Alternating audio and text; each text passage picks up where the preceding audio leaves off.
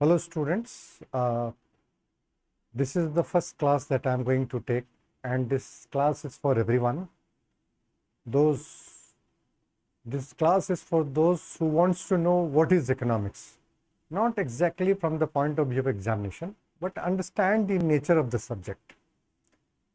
Why economics is important, why this has become very pertinent in modern time to know economics. What I believe that you cannot be a good administrator if you don't know economics. I was just hearing one of the interview of Shah Rukh Khan, and he said he is a good actor because he knew economics. He has done economics, and therefore he is a good actor. I could not figure out what was the logic, how economics has to do acting. Economics teaches you to inquire what, why, where, all these questions you ask. Let's say if I tell you when the price goes up, the quantity demanded of commodity comes down. This is very fundamental law economics, law of demand. जब कीमतें ऊपर जाती है तो मांग कम होती है, लेकिन ठीक उल्टा आपने ये भी देखा होगा कि जब मांगें बढ़ती है तो कीमतें बढ़ती है। तो क्या कॉन्ट्रडिक्शन नहीं है? ये दोनों कॉन्ट्रडिक्शन है।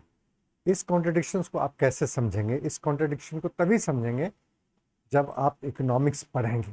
क्या होता है इकोनॉमिक्स पढ़ने के पहले आप टूल्स को पढ़िए। What is economics? Why do we study economics? What is fundamental economic problems? Economics has got to do with resources.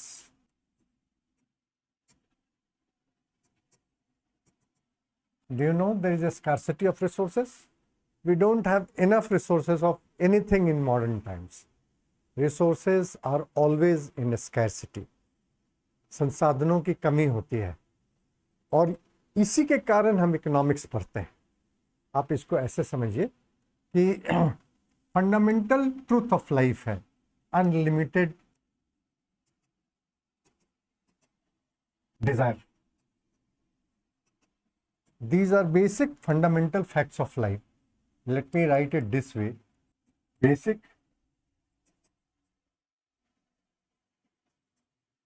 fundamental facts. Basic fundamental facts of life. Basic fundamental facts of life. First, there is an unlimited desire. इच्छाएं अनंत हैं. Do you agree? Yes. One particular desire can be fulfilled, but the desires keeps coming up again and again. It changes with the ages. It changes with your. It changes with education, right? Today you may like to buy a motorcycle, but few years down the line you will like to buy a car, and so on and on. And there is a desire till we all die. Even at the deathbed, when you are going to die, even then there is a desire. People, so there is an unlimited desire, and then we have second thing, there is a limited, and there is a limited resources.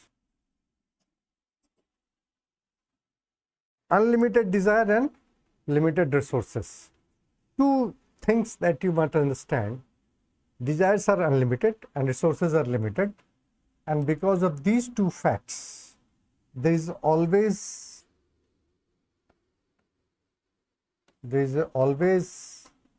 a scarcity of resources.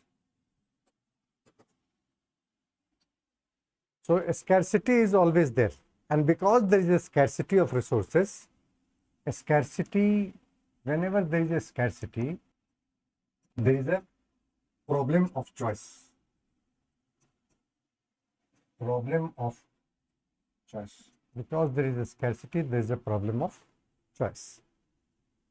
This gives you the very fundamental definition of economics. What is economics? Economics is science of choice in the use of scarce resources which have alternative ends. This is the most accepted definition of economics. What is economics? I repeat it once again. Economics is science of choice in the use of scarce resources, because we do not have unlimited resources. So whatever resources we have how to use it in the best possible manner. This is what is being taught in economics. This is the scarcity definition of economics, which has been given by Lionel Robbins. You don't have to know the name of the economist, but you should know the one definition. Economics is science of choice in the use of scarce resources which have alternative ends. How does the economic problem arise? The same knowledge will give you economic problem arise because of unlimited nature of human desire or multiplicity of human desires and a scarcity of resources, right? So this is the first things. Why do we study economics? We have understood, how the economic problem arise. Economic problem will always be there.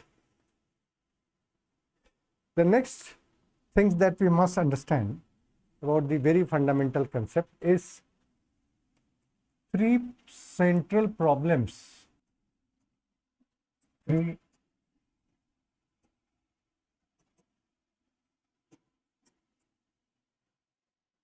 central problems of an economy. Three central problems of an economy. Mind the word, what I have written here is an economy. I'm not writing as Indian economy, I'm just writing an economy. Meaning any economy has got three central problems. What are these problems? What are these problems? Three central problems. Three central problems are: number one, what to produce. Three central problems are: what to produce, how to produce,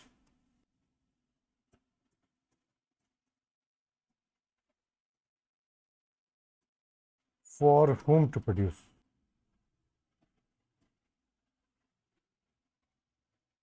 What to produce? Understand three problems. We must know what to produce, because we cannot produce everything that we want. Because there is a limited resources, we must know what is the most urgent thing that is required for us. This most urgent thing would vary from time to time, would vary from country to country, place to place. So everybody has to decide first what is the most important. Let's say, do we need guns? Yes, we need guns. Do we need bread? Yes, we need bread also, because of certain things. How to produce is, this talks of, how to produce talks of technology. This is the issue of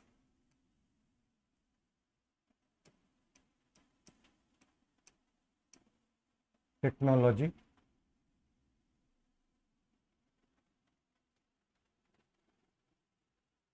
How to produce is important because the methodology of production would have an impact on the society. Do we need capital intensive methodology or labor intensive? There is a big debate in India. Agriculture activity should be capital intensive or labor intensive. So there is a debate we will discuss later. For whom to produce? This talks of distribution. This talks of distribution of resources. What are the central problems of economy? I have just gone through what to produce, how to produce, and for whom to produce. This is the distribution. The next very important concept that we must understand, and this is the most important concept, and this is the subject, this is a topic which is very close to my heart, because as an economics teacher, what I feel that if you don't understand this terminology, you will not be able to understand anything in economics. Therefore, it is the first thing that is taught in the, which is taught in the economics book. This word is market. Now, to understand economics, you must understand what is a market. When we say market, it's not a place where we go and buy and sell. Market has got a different meaning here. Market in economics means it's a arrangement or institutions through which buyers and sellers interact. It is the interaction of buyer and seller. The mechanism which can meet these two forces together is market. We can meet on phone, we can meet through some other means. Like I bought health insurance through a phone. So this is a market. There is a market for health insurance. I needed to purchase. Somebody told me about in phone and everything was done on phone. So this is a market. There is a seller sitting somewhere and I got what I wanted to purchase.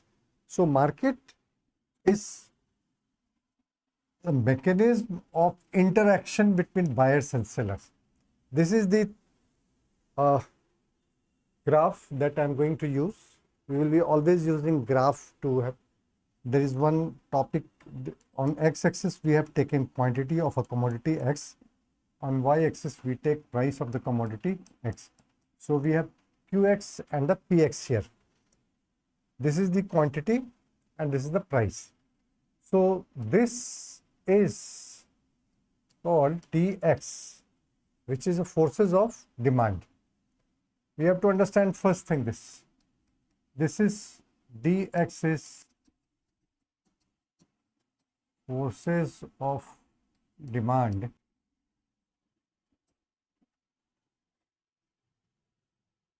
Can you tell me why it is called forces of demand? Just apply yourself.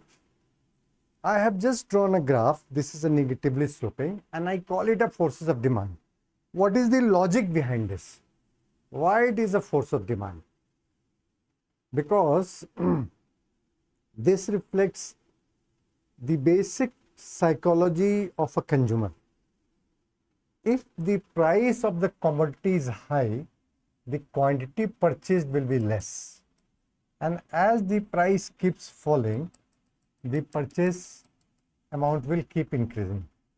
So you see, as the price increases, the quantity demanded keeps falling. This reflects one of the psychology of consumer. And this is the oldest law. This also gives us what is known as law of demand. Law of demand, about which I would be telling you later. But understand, this is the demand. This is one force. Market consists of two forces, and two forces are independent forces. They do not know each other. And this has got nothing to do with the supply. I am a consumer and my behavior is completely independent of the behavior of the suppliers. They too are independent. I am just focused on myself.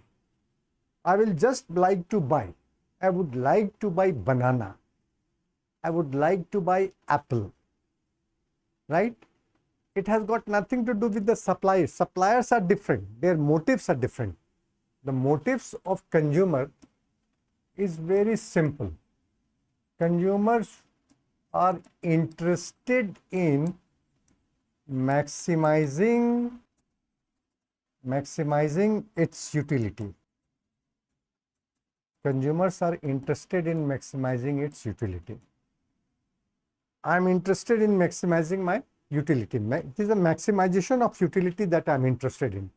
I have got nothing to do with the suppliers. Now come to the next forces.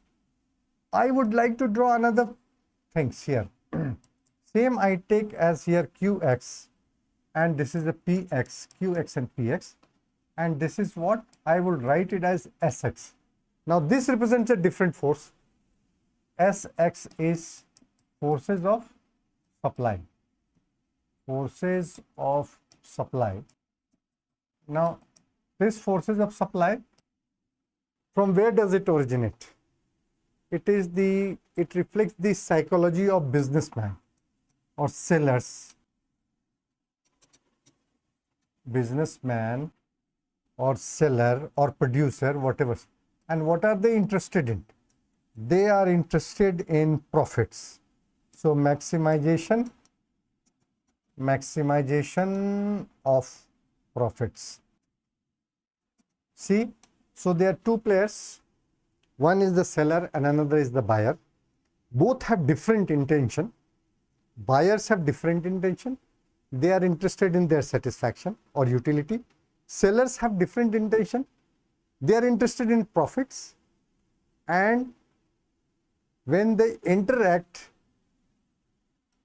that makes it a market. Buyers and sellers must interact somewhere. If they do not interact, that means market does not exist. I'll tell you the one very simple example. Let us say this is the demand for certain product in an economy.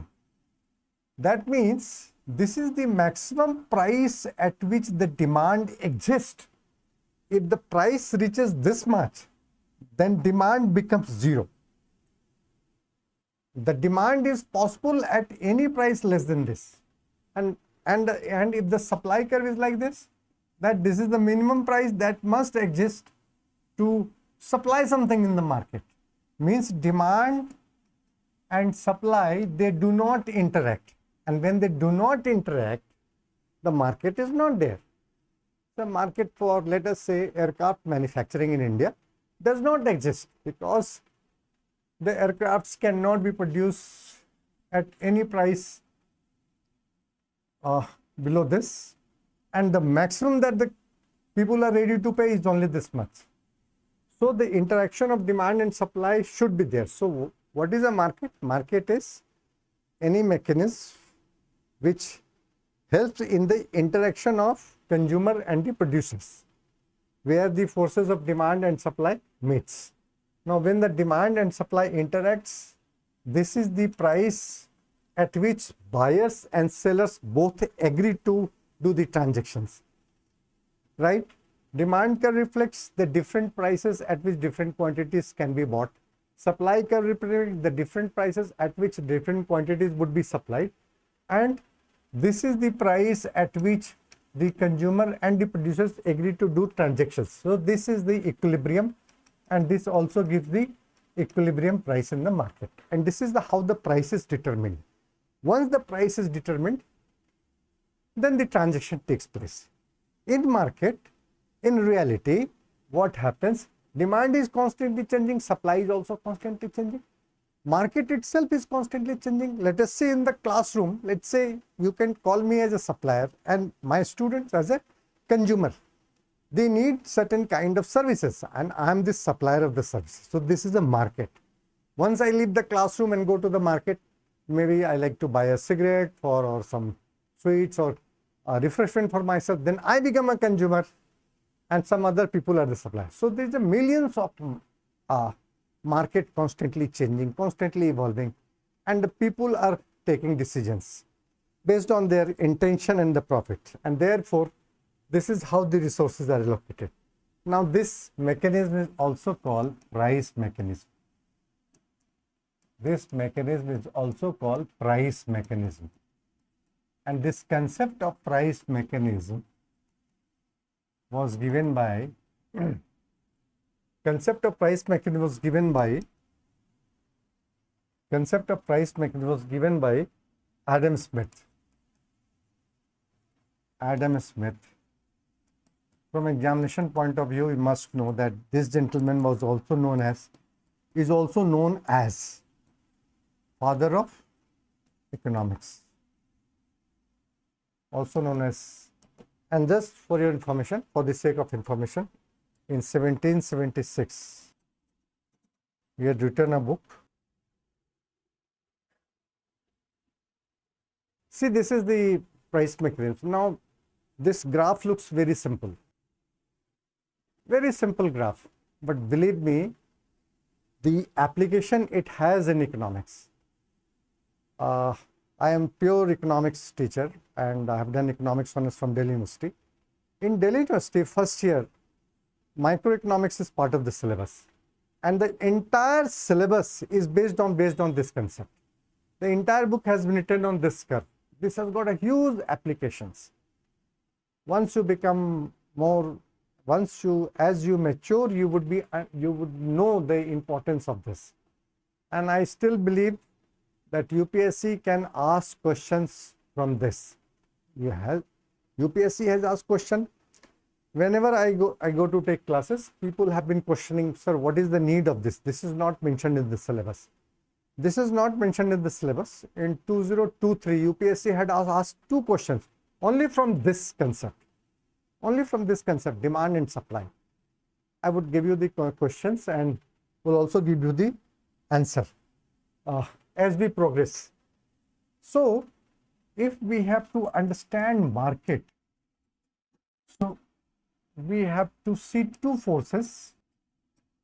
Two forces we have to see. We have to understand two forces. Forces of demand. We have to understand forces of demand. We have to understand forces of demand, and we also have to understand forces of supply. So we have to understand demand and supply. Very simple. Demand and supply. Demand comes from where? I have already said it comes from consumer. Very simple.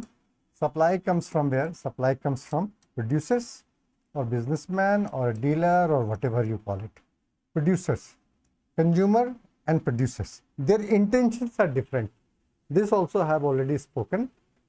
What is the intention of a consumer? Consumers are interested in maximizing their satisfaction, whereas producers are interested in maximizing. Two people standing opposite, two unknown people standing face to face with different intention, and they come to a solution.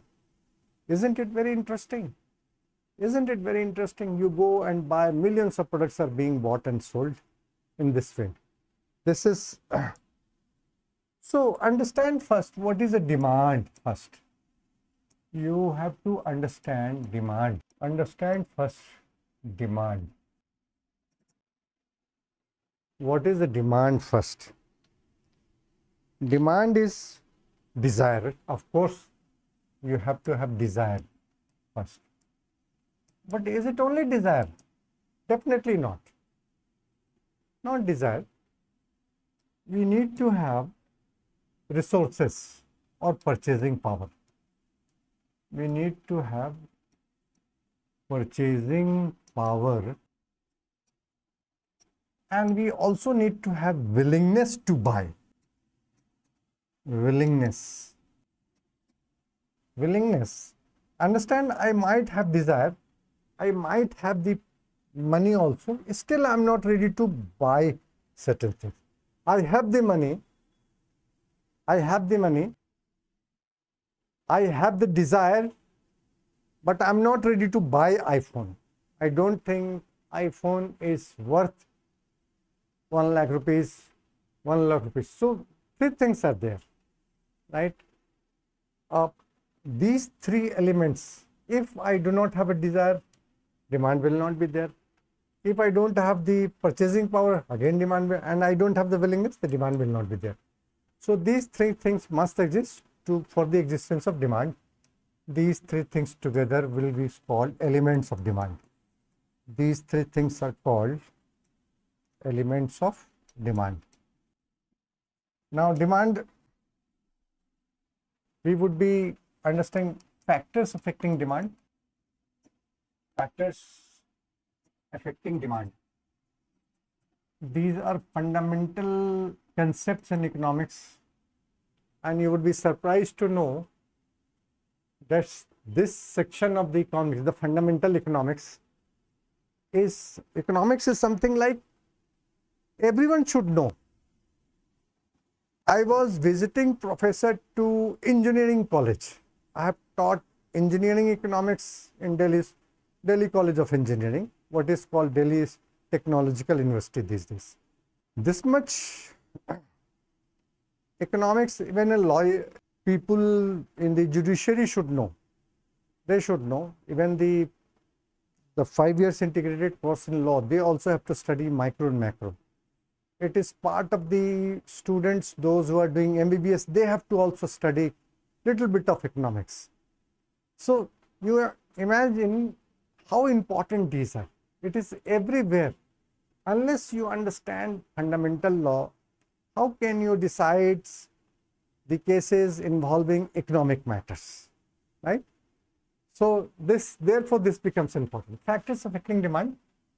This can be written in the form of demand function. This can be written in the form of demand function.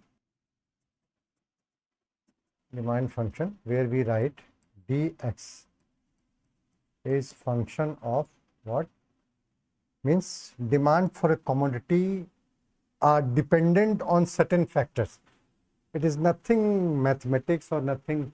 We are just trying to put in a formal equation type of thing. Demand is dependent upon these factors. So the first factors, and this is the most important factor, is the price of the commodity.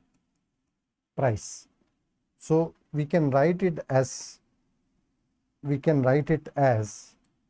demand dx as a function of px, is a function of px. And I have already spoken, demand is dependent upon price. This is what we all experience. This is ingrained in the mind of consumer. इसी से तो दुनिया चलती है. जितना discount देखिए available है, कोई भी शर्ट आप 1000 रुपये पे खरीदने के लिए तैयार नहीं हो, लेकिन 700 रुपये पे आप खरीद लोगे. And therefore the shopkeepers announce discount. Why? Because they want to sell those existing product.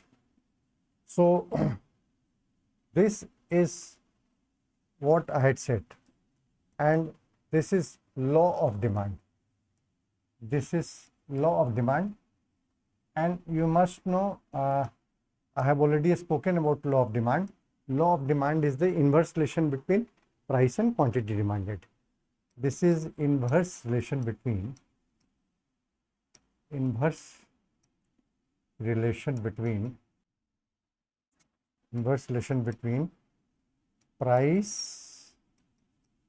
and quantity demanded of a commodity. Price and quantity demanded. This is the inverse relation between price and quantity. This is the law of demand, right? This is the first factor. We'll continue with the second factor. There are many factors affecting demand. dx is dependent upon price. This is also price of the related products. Demand is also function of related products.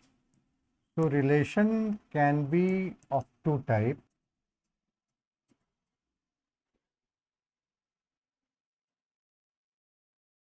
Relation can be of two types: complementary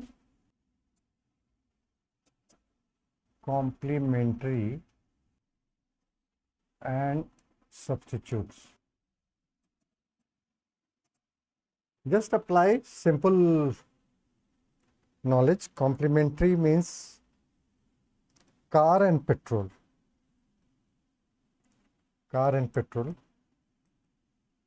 And therefore demand for car would also depend upon price of petrol.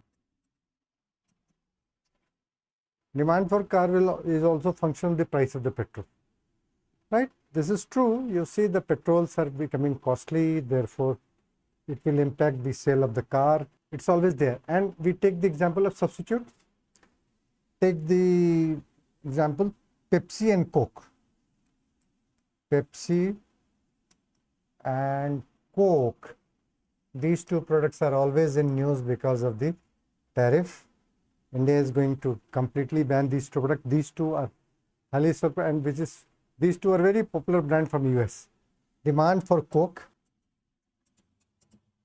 will be function of the price of Pepsi, right? How they will impact? So demand for a commodity will also be function of the price of the related products. Third factor, when we say third factor here, demand for a commodity X is a function of Px. I have already explained law of demand. PR, I've given you two concepts, complementary and substitutes, and income.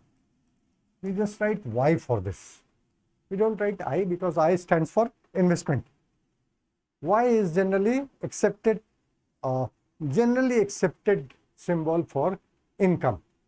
Y stands for consumer's income. Higher is the income, higher is the demand. For normal good, this Y stands for consumer's income. Consumer's income. And again, this will give you a concept, normal good and inferior good. Normal good and inferior good. What is the difference between these two words? Normal good and inferior goods. Higher is the consumer's income.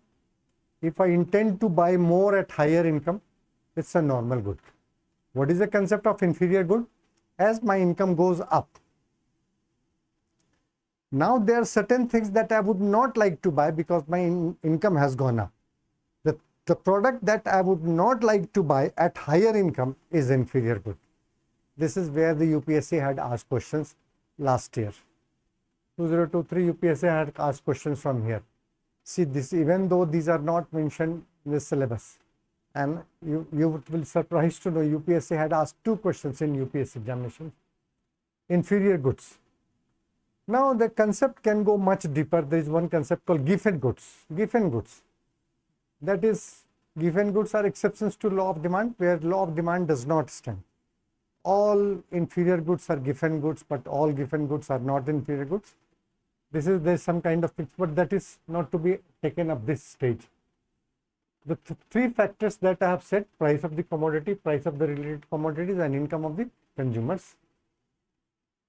The fourth factor affecting demand is taste and preferences. Demand is a function of PX, PR, consumer's income Y, and last is taste and preferences. Taste and preferences. Taste can change in favor of the commodity and demand can increase. Taste can change against the commodity and demand can decrease. So these are fundamental four factors affecting demand. Fundamental four factors affecting demand. Out of these four factors, PX is the main factor and these are the other factors. These are the main factors and these are other factors. Because of the price, there is a movement along demand curve. There is a movement along demand curve, and because of these factors, there is a shift of the demand curve. So these are shift factors. Similarly, we would understand the factors affecting supply. Then we would also understand some related concept like elasticity of demand. That's another very important concept because these words will keep coming up as we go deeper into the Indian economy. We would often come across the word like elasticity of demand and supply. See, this is the market mechanism. This is the best mechanism. But one very important concept that here we have to understand, that is where this market fails and there is a role of the government in the market intervention. So this is for you to ponder. Before I finish my class, I'll just give you a work to do, that cases where market fails to attain its objective, I'll call it as failure of market. Failure of market and failure of market and failure of and role of the government intervention and role of government intervention. This is very interesting topic. Maybe I'll discuss here later on.